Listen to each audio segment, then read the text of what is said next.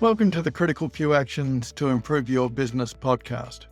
I'm John Downs and I'm here to help you cut through the overwhelm and prioritise what matters most to improve your business. Let's get started and discover the critical few actions that have the biggest impact.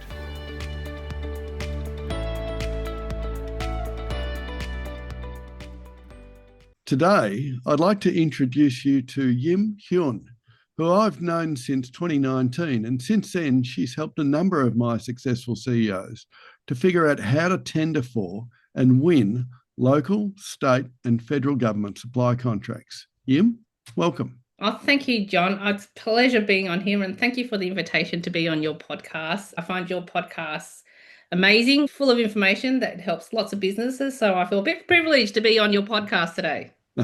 Well, it's a delight to have you.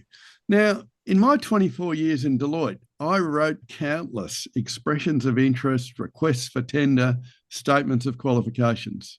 And I also helped federal and state government manage tenders for things like identity document processing, traffic camera operations, and IT systems implementation. But it really is a dark art, and there are some essential things you absolutely have to get right to even have a chance of being successful. So if you're looking at getting into tendering to government or you want to improve your win rate, this is the thing you've got to listen to. So, Diem, today we're going to talk about how medium business founders and CEOs can become suppliers and service providers to government and even large corporates to increase their revenue and profitability. But first, tell me a bit about your government procurement journey. How did you first get interested and how did that journey evolve? Oh, thank you, John. That was a great summary of government and tendering and all the things that are involved in government buying. But in my 25 years of working, I've worked for big fours, large corporates and government. And it really is stemmed from how SEDO was born in working with government and seeing that government was missing out on an enormous amount of potential with SMEs and what was out there. So, typically 20 to 30 years ago, government would always pick the big fours. Yeah. And unfortunately, things have evolved. We've got enormous innovation. We've got enormous skills and capabilities in all areas of products and services. And so that gap that government didn't understand helped us form SEDO of what it is today, in that we understand government, we understand the landscape, how government buys, and we really translate that back into industry and help SMEs really understand how it is to work with government, particularly that it's not just a contract, it's actually building long-standing partnerships through innovation and building on the Australian manufacturing, services, products and goods and retaining that within Australia. Yeah. And in the context of medium business, is it simply a matter of watching tender search and applying for anything that looks meaty and then government money will just rain down upon us? We all wish money just rains down on us and we all wish that government just throws money at us, but unfortunately that's not the case with government. They are very risk-adverse government. So what you see out on, your typical tender.vic.gov site is really only 20% of actual tenders that the public really sees. And it's really around, if it's a very high profile, obviously it will go out to public, but it really is then designed the 80% on panels, within panels, closed panels, direct sourcing, and building those relationships to actually work with government. So companies who are unaware of, SMEs are unaware that there's an enormous opportunity out there that they actually don't see. And to help them, it's really understanding the panels that they need to be on and what government needs and what government buys to enable them to find those panels. And probity is such an important thing for government. I mean, we talk about the pub test. 20 years ago, we used to think about, what's the most important thing for government, and that is not to appear on the front page of the Age or the Herald Sun. And that's really one of the big tests around, okay, can we stand behind our process so that we have been fair and diligent and good custodians of the public's money they're spending on our behalf? And I've got to say, having worked with the public sector for at least 15 years earlier in my career, they take this seriously. They're very professional. Yes, you'll always find anyone can take cheap shots at government, they do understand this concept of public service is a servant of the public to serve the public. So I've actually got an enormous amount of respect for those who work in the public service on our behalf. Absolutely. Probity is so important because it really is, figuring out what's right, what's wrong, and really you're responsible for the community's money, right? So we all pay our taxes, we all pay our rates, and it's equally important that it's been spent right. So, approving, my cousin next door for a contract isn't the way that government likes to do things. And, those probity things are in place so that it's fair and equitable for all SMEs and all partners who wish to work with government to actually procure and go through the right path. I recently did a workshop, and one of the key questions that someone did ask is probity. And how do they navigate probity? There isn't really a definitive answer of how to navigate probity. Probity is there in place to protect you. It's also there to protect the government in making ill-informed decisions based on their relationships or conflicts and whatnot and third parties. But one of the things that I did say is you can't go and have a coffee and ask about that. So about the procurement, because it's unfair to the person who's also tendering that they're not getting the information the same way. So, and government now, you can't go and have a drink down the pub. And what you said, the pub test, it doesn't exist anymore. And that's because they're managing their risk, because it's important, because things have happened in the past where a lot of people's names were on the Herald Sun, and that's what you don't want to be. And so now they're protecting themselves to be a bit more risk averse around probity, and it's important that they do that. So when you're building relationships with a government agency, which is you're fine to do, but as soon as that procurement comes out to the public and it's actually issued, it's where the probity line draws. So you can speak to them about, if you're the incumbent, you can speak to them about what you're doing on a daily basis, but at no circumstances are they obligated to talk to you about the procurement that's actually been released. So, and I think people need to learn to respect that at the very least. Well, that's a really important point, because actually the probity works to protect you both. Often people sort of think, okay, probity is just to protect the government so that they can stay off the front page of the papers and that they can actually defend what they've done. And to a large extent, that's absolutely true. But the second part of that is the probity process actually protects you as the bidder or as the potential incumbent. And, we saw over the last 18 months, there was a Senate inquiry into the big 7 consulting houses, which actually raised the question as to how could they grow so dramatically in size? Was it just purely because government had a lack of capability? Or was there breaches of probity, independence, conflicts of interest, and so on? And that certainly destroyed a lot of work going into the large consulting houses, as it was appropriate to do. And so I see that probity is a really essential part of this process, because it protects not only government, but it protects us from actually potentially costly errors, which may be completely inadvertent. Absolutely. So, I can agree. So, I remember this whole process quite well. I'm actually having flashbacks now, and I'll go and sit in a corner and suck my thumb in a minute. But so once a procurement document, request for tender or request for information, has been released to the market, what should a medium business do? One of the tips that we do when we run workshops to educate industry is read the document. So, and I can't say that explicit enough, because everybody assumes they read, but read the documents in full and in detail. Like, spend the time to sit there and read the 4 parts, because, government tenders, there is always 4 parts. Yeah. Read them, particularly around the mandatory requirements, because that should give you the opportunity to really do a bid or no bid. A lot of people don't do bids or no bids. They dive right into saying, oh, yes, this is exactly what we want. But as you read through the details and as you read through the mandatory, if you can't pass the first gate, they're not going to look at it. So it's been the last few years in running procurements for government, it's been ruthless. So there are so many responses that government have to evaluate, and one of the mechanisms that they do to help them sift through the shortlisted is mandatory requirement. So if it's asking you for a cybersecurity policy, have a cybersecurity policy. If it's asking you for insurance for the value of 20 million, have those insurance requirements in place. Without them, you've just lost the first gate. You're going nowhere. Yeah, absolutely. So you're allowing your competitors to take advantage of the situation by you not having it.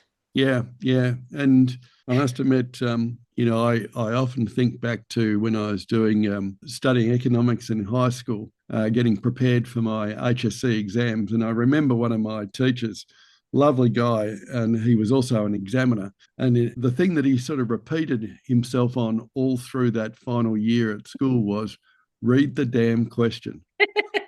And that's actually stuck with me now for the following 40 plus years. But it's just such an essential part because those documents aren't put together carelessly. No. They are crafted with great diligence, and every word has earned its right to be in the damn document. And so, if you're not looking very carefully at those selection criteria and the weighting criteria and the mandatory things, then you won't even get to the first gate, and you Yep. will have wasted potentially weeks or months of work for no point. Absolutely. It is expensive. Like tendering and responding to a tender, depending on the size, is a very expensive process. There's a lot of time commitment that you've got to give to actually put up a really worthy response for you to be shortlisted or potentially be the preferred supplier. So, you Yeah, know, mandatory requirements, yes, you pass that gate, but read the questions. So in the response document, read the questions. So if absolutely. they this is what they want, tell them what they want, but stick to the word limits. We've redacted responses Yeah, from government's behalf. If they've said 300 and you've written a war and peace of 1,000 pages, we too literally bad. have to go to the 300 words and we redact the rest. So you've lost a whole page and a half of selling yourself because you didn't listen. Yeah, yeah, And you yeah. can't be complacent of saying, oh, that's word limits. It doesn't matter. It actually does matter. And it really is important that you do that. And when you tell you to do something, just do it. Yeah, well, it's about establishing a level playing field. I remember that sort of stuff was so crucial when we stopped bidding for work that Yeah. wasn't right for us, or that we had no hope of winning. And Mm-hmm. then what? You know? Yep, absolutely. And one of the key things that we tell people to look at is, when you do your bid or no bid, is do you fit the requirement? Can you actually deliver on those requirements? Yes or no? Mm, Do you have a relationship or do you know the government agency?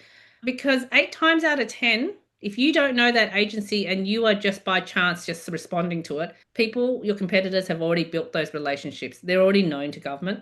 They already know what their capabilities are. So it's an easier sell for them as someone who's brand new that's coming into the market who have not built any relationships. It's yeah, very hard. and that's not about it being inappropriate at No. all. If we're looking at government making a purchase, they want to minimise their risk. And so if they've got a supplier who's been in there for 12 months, 2 years, 5 years doing the sort of work, then they know whether or not they're any good. They know whether they deliver on time. They know Mhm. whether they deliver the quality. More importantly, they know whether or not that person actually understands us as a department. And so that's all about lowering their risk. And obviously, if there's a new one who just comes in and wants to buy the work, well, that's potentially a high risk strategy Yeah. for government to buy. Yep. Not forgetting, of course, that they'll then actually have to train up that new provider on how the Yep. department works and what its objectives are. Absolutely. Government is risk adverse. So just remember if you are tendering risk adverse, de-risk yourself. Don't become the supplier that's high risk. And the high risk demonstrates that you haven't read the question, you haven't demonstrated your capabilities or capacity, you haven't demonstrated the approach, you don't have all the policies and requirements that government requires. Yeah. And that's not an insignificant body of stuff. A big part of tender responses now is addressing the policy needs of government. And this has been a big deal that you've helped a number of my Mm. clients sort of sort out. And it's not something you can do in a few days before a bid's due. No, one of the key policies that have come out probably in the last 5 to 6 years is around the social procurement and local jobs first policy. Mm. It derived probably 8 years ago, and Victorian state was the first state to embed a social procurement framework that derived from the UN about 8 years ago. So what It does that really mean? it is about spending with your procurement. So government really is impactful and the opportunities for you to procure to create a social impact Mm-hmm. to community, the project, and to the state. So there are 10 objectives to the social procurement framework, and everybody knows about it. They just don't understand where it comes from, but it's Indigenous spend. Like, how are you supporting Indigenous spend or Indigenous pathways? How are you supporting disadvantaged communities? How are you supporting all the marginalised cohorts? Are you providing a fair and safe workplace for women? Are you supporting regional Victoria? Are you, sustainably aligned to the environment? So all those objectives that you think are just, words that have been floating around, it actually has a framework that the government works through as part of their procurement process. So any contracts that are over a certain threshold must have that element of social procurement in it. And we've helped a number of your clients actually to embed the social procurement strategy within it, because we've seen weightings on social procurement. The latest one a couple of weeks ago, we saw 40% weighting on it. 40% of the procurement decision criteria Was based on social procurement and local wow. jobs. Yeah. So, and that makes really good sense, because, it was a government agency that builds buildings and construction. Your competitors can build, you can build. There's no differentiation, because building, you've got, compliance of how to build and what to build. The strategic differentiation is the social procurement. So from those projects that you're building, what social procurement are you creating that creates that impact on behalf of government? Wow, that's a serious weighting. Yeah, absolutely. It used to be only 5%, and it was just a tick of the box. And unfortunately, a lot of businesses who just tick a box, who used to tick a box or do tick a box, find that in comparison to someone who has actually invested in their social procurement strategy and framework, are the ones who are more advantageous and have a strategic lever against those competitors who do not. So if it's 40%, that must require a respondent to actually have some pretty meaty stuff. Absolutely. So what do they actually need to have in place to actually meet those sorts of requirements? So based on what the actual agency or government agency wishes to choose, because obviously they're not going to select 10 objectives as part of that project, they'll select 3 or 4 objectives that you must meet. So it could be, 1.5% spend of that total contract on Indigenous businesses. Right. So you're going to have to spend 1.5% of that $100 billion contract on Indigenous businesses. So having those social strategies in place within your procurement and building those relationships with your supply chain helps you formulate those partnerships and relationships where you can actually procure those services from those social benefit suppliers, and in turn generate the support for increasing Indigenous business and in creating job opportunities for Indigenous people through that mechanism. So it is not, like you said, an overnight process. It takes a while to develop that and actually implement that. So it's great that people know the why. It's demonstrating the how that you're going to do it is the most important part. There are targets that government sets for you. You've got to meet obviously the minimum, but we also always recommend that you always push yourself to do a stretch target so that you can demonstrate that you do live and breathe this as part of your organisation and it's not just a tick of the box. Yeah. What are some other examples? Other examples is women. So women safety and equality within your workplace. So you do have to have strategies and policies in place. So a gender equality policy within your organisation. So all these policies that align to that framework should already be living and breathing within your organisation. Right. All organisations should have fair workplace, should also have gender equality policies. It's the norm. And if you don't have it, then you're one step below your competitor who have all those policies in place to protect your employee, but to also align with government as well. Wow. That sounds like a lot of work, but it seems like once you've got it in place, then it's pretty easy to maintain and it'll be used for a range of tenders. Absolutely. If you can think about it, not just using it for tenders, but you're living and breathing within your organisation of creating opportunities for apprentices, trainees and cadets. Because, in industry at the moment, you hear a lot about, oh, but we can't find anybody to work, or we can't find any females to work. Government wants this. Well, what are you doing as an organisation to create those opportunities? And it could be from grassroots. It could be working with organisations that advocate for STEM and women in that, working with the universities, with the graduates or undergraduates to build that and create those pathways for them. So Mm. there are so many opportunities to think about, and it's thinking outside the box of once you decide what type of organisation you want to be, is how those programs are then developed to live and breathe those social impacts. Yeah. So apart from being important from a government policy perspective, they're actually good processes to Yeah. have in business anyway. And so therefore it's actually more a matter of actually being able to articulate them and take credit for the fact that they're already in place. Yeah, absolutely. Okay, so we've read our tender request for tender documentation carefully, and we've prepared a belt and braces response. We haven't exceeded the word limits because that way Excellent. the responses actually we're going to be able to be read.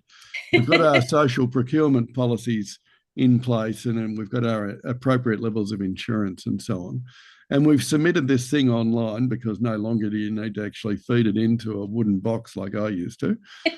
And it's been submitted on time. What Fabulous. typically happens then? So part of that then process is government will then go and evaluate. So they'll have an evaluation team. And the reason why we rely importance on how you respond is there's not just one evaluator. They may parcel those responses up and actually divvy up the responses to experts who can assess that. So in your response, you can always repeat things in your response so that you can actually inform the person.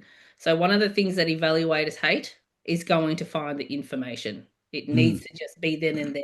So they'll do a whole evaluation process. They'll shortlist where they need to. They'll have criteria of how they evaluate, and they have a plan, a procurement plan of how they'll shortlist, whether it's the top two, whether it's the highest. So those things come into play. They'll collaborate, and then it really then is pricing. Now, pricing is rarely weighted. It is a risk assessment. One of the tips that I tell our clients is if weighting is on pricing, it is very price conscious. So you really need to do a bid or no bid, whether or not you are going to bid on something that's weighted in price. Pricing is very competitive. So if they say that pricing's a criteria, then they're really looking for the lowest of the low. Yes. Majority of the time, yes. So have a think about that. But where it's risk assessment and there's no weighted criteria, they will then look at that over the overall and make an assessment on your pricing. They've already got a budget in mind in there, and whether or not how high risk you are in terms of the pricing, they may come back to you with clarification. Some of that clarification may come into the forms of a BAFO. Right. What is a BAFO? Yeah. What's Lots of BAFO? acronyms in government. It's best and final offer. Yeah. And so how does that play out? Sorry, I mean, what's that? we've put in a good tender. Everyone's tenders have been evaluated.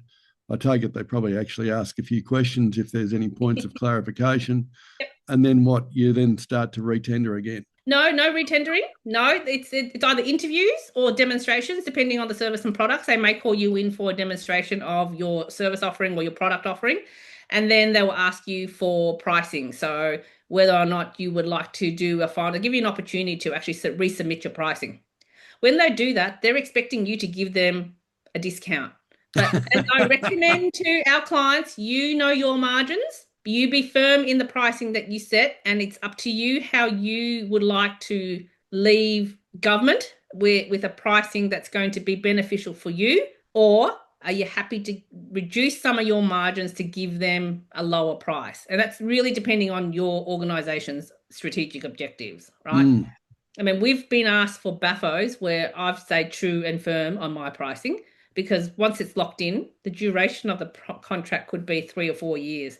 And there is no CPI increases. It is, I'm factoring now and for the future. I'm not just factoring my pricing just for today. Yeah. And how much room is there to negotiate? Is there any room to negotiate, or is it just here's another letter which has got a new price in it, and that's all there is to it? There's no discussion. There is sometimes discussion. It depends on how competitive it is, and we just can't predict what government will do with that pricing. So it just depends on the competitors and the pricing that comes through from all. I mean, they could have variations between the lowest, and there could be like a 20% margin between the highest and the lowest. What does government do? So it then goes back to, okay, well, we've evaluated you on these weighted criterias. do we want to speak to you some more to say, hey, can you provide discounts if we gave you, 200,000 worth of work? Is there opportunity for further discounts? So they're the kind of negotiations, but absolutely there's very limited negotiations when it comes to BAFOs on Right. your part. So they're unlikely to come back to you after you've put in your best price and say, well, we've got an even better price. No, so once you do the BAFO, it's locked in, and then they will determine whether or not they wish to go ahead with you, or they're going to take the person who's offered a better margin. Yeah, yeah. Yeah. So are there any real winning strategies in this? I suspect that, there's always going to be encouragement to drop the price, but there's also the risk that the contract becomes unprofitable. And then what's the point of government procuring from someone that they're going to send bankrupt? So as I said to you, it depends on what the strategic objective of your organization. If your Yeah. organization is to just break even so that you've got an opportunity to showcase and demonstrate your delivery on these outputs and experience in working with them, then that's a choice that you need to make. But if you're hard and firm, because you know your industry, you know your market, you know your competitors' market, because you should know what your competitors' rates are, you should come in there with a relatively competitive. The government is not industry, so you can't inflate margins and prices as you would in industry. Like I said, government is very risk adverse, and pricing plays a significant role because they are working with community funds and community money. So they've got another layer of that complexity when they're accepting pricing, to make sure that there's value for money that they're contracting to. Yeah. But also value for money at low risk. Correct. Yeah. Okay, so we've gone through the BAFO process. We've been awarded the contract, and then what? We just deliver the work and get paid. Oh no, it's then the hard part, John. It's about contract management. It is so important. Everybody forgets the poor little cousin that I call contract management, because everybody gets excited about, we've just signed the contract. In your T's and C's, you would have signed off on this contract. So it's all about managing the expectations and making sure that you're delivering on your SLAs and the KPIs that have been set for you, but also making sure that you've delivered the outputs of what you're engaged to 100%. Hmm. First contract that you get for government is a really good test for you on how you build that partnership for longevity with government. So if you're not managing your contracts effectively, you have really pushed away the opportunity for you to be re-engaged going forward. Hmm. So contract management is really important. Have a very solid process, documentation, and a reporting and compliance embedded into your organization, because we've seen so many organizations, particularly local government of late, that the audits have always come back to say contract management is under par. It's because people don't have time, they don't have the skill sets to actually assess the contracts, but there's no monitoring and reporting compliance to it. Are you looking to pinpoint the areas that will make the biggest impact on your business? Check out the Organisation Performance and Value Diagnostic. This powerful tool lets you evaluate your business on multiple facets and provides email reminders to keep you on track. Head over to CriticalFewActions.com.au and get started now. So for the uninitiated who don't do this every day and who are entering into the government sector, what are the key elements of the contract management that you would expect them to be good at? Knowing what the SLAs are. So making sure that you've agreed to SLAs that are achievable. So when you sign those contracts with government and they've stipulated some KPIs and SLAs in your contract, make sure that you understand what you are signing up for. So once you know what they are, then it's about managing them and making sure that your team who are delivering that is true to what you've signed up for, because you'll be assessed on that. And it could be in forms of abatements that are carried across that if you don't deliver, making sure that the POs are there, making sure that the contract dates are there so that you can actually start re-engaging or reinvigorating the relationship. All those things that have those trigger points and red alerts on a contract helps you inform whether or not, one, you want to partner with government in the future. Two, were you able to deliver this? Or three, was it an out of reach SLA that should not have been signed because you didn't read the contract? Yeah. It sounds like a hell of a journey. Is it really worth it? Because it sounds like there's a hell of a lot of overhead in helping the government protect its backside. What I always say to clients, because everybody says government is a cash cow, government is not for everybody. And you've got to really think about the monitoring, the reporting, and the compliance that is involved with government. I mean, government is a beast in itself. It's understanding complexities, and government is complex. It's the policies that you've got to adhere to. It's changes that you may need to make within your organization to align. And it's a costly exercise to tender. But once you have built that partnership with government, it is a very long-standing government relationship. And, you know, when you go from state, there's agencies, there's local government, at least there's that case studies that you can build on that, which then enhances your capabilities and capacity for future growth. Yeah. And as you say, they're risk averse. And once you've proven that you're a good risk, that actually works in your favour. Absolutely. It doesn't give you an unfair competitive advantage, but it certainly does position you well for future work from those departments. Absolutely, because you become known to government. And once you are known to government, you've lowered your risk. Yeah, and the departments, the different departments look at each other's suppliers. They also look at your qualifications as to which other departments they've worked for. They may do some internal reference checking, and that's all part of them appropriately reducing their risk with the government spend. Yes, and people don't understand this. We've got the major departments within state government, but outside of those major departments, there are there's over 500 agencies that operate to support government initiatives. So when we're talking about government, there's so many layers of government that you can work with, from local to agency to state to federal. Yeah, it's vast, and their spend is huge. Yes, absolutely. So, Yim, what do I need to do to maximise my chance of success? If it's always going to be down to the last 3-horse race, how do I maximise my chances? One of the key levers at the moment is through your social procurement advantage. So if you've got social procurement as an inbuilt strategy within your organisation, then that is your strategic lever at the moment. And I can't emphasise that enough, because that is an enormous initiative that government has put a lot of money and time and effort into. We see, weightings increase year on year with the recent 40%. You're no different in delivering a product or service, be it, more so than another person. But at the end of the day, what is going to set you from a strategic point of view is your social procurement strategy and your targets. So living and breathing and providing those initiatives to be able to deliver on those government initiatives gives you one step ahead of your competitors. Because that's effectively helping government deliver policy as well as procure. Absolutely. And through these projects, that's how it's happened. What else do you think that they need to do to maximise their success? They need to actually understand government, know who your buyer is. So know if you're focusing on local government, understand how local government buys, understand thresholds, understand how their procurement works. If you're looking at agencies, understand their procurement process on how they procure, what they procure. A lot of the organisations usually do have forward procurement plans.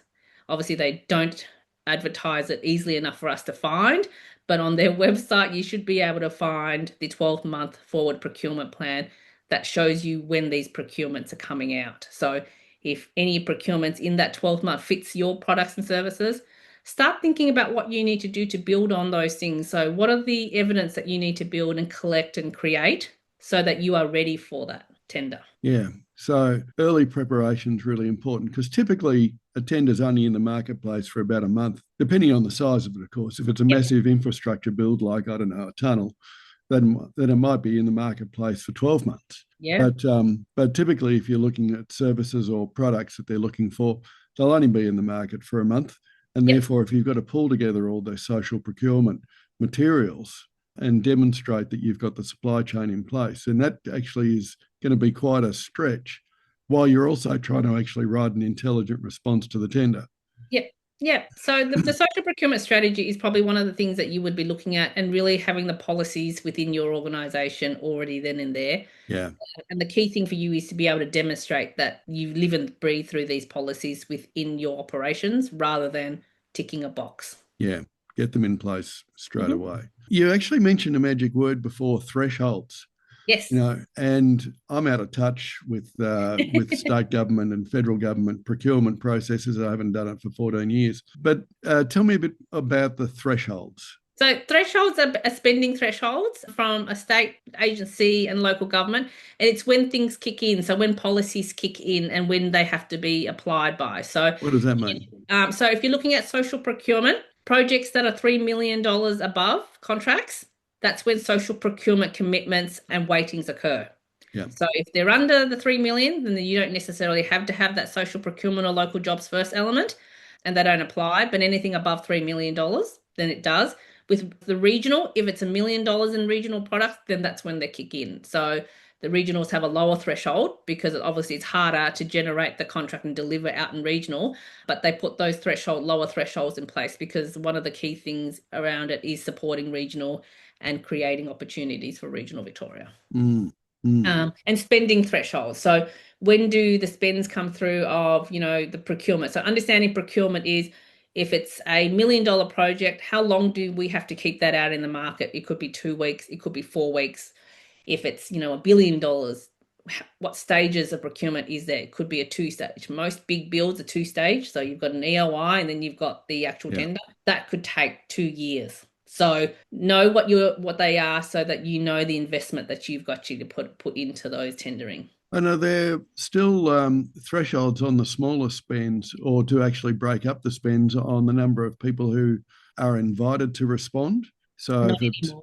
3 quotes? Yes. So there is 3 quotes. So there is thresholds. So know which ones, which departments have the thresholds for the bigger projects, how many quotes they need. Local government have a specific one that if it's a turnover, say 150,000 in that local council, they'll need 3 quotes. Yeah. Or you can just do 1 quote and a point. So understanding those thresholds and the way government spends and procures is going to be helpful for you to determine whether or not government is for you.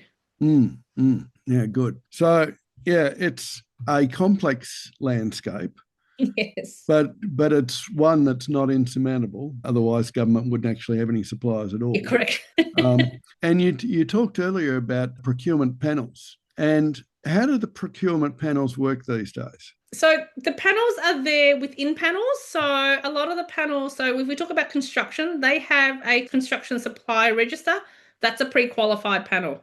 Those panels help you be pre-qualified in your compliance. So, that captures your insurances, your policies and whatnot, so that if you get to that next stage and they see your profile and you match their profile, then you get invited to those tenders. So that's where I say, once you're on a panel, it's your ticket to the ball, but it doesn't guarantee you a dance with them, right? So the work then is you've already invited to the ball. How are you going to be able to fill your dance card up? So that's where the relationship has to start, and being on those panels give you opportunities because you've already been selected as part of that panel, and that helps you be able to be one step ahead of someone who's not even in the panel. Yeah, it's a very formal pre-qualification process, but it exposes you to a lot more opportunities for purchase. Yeah.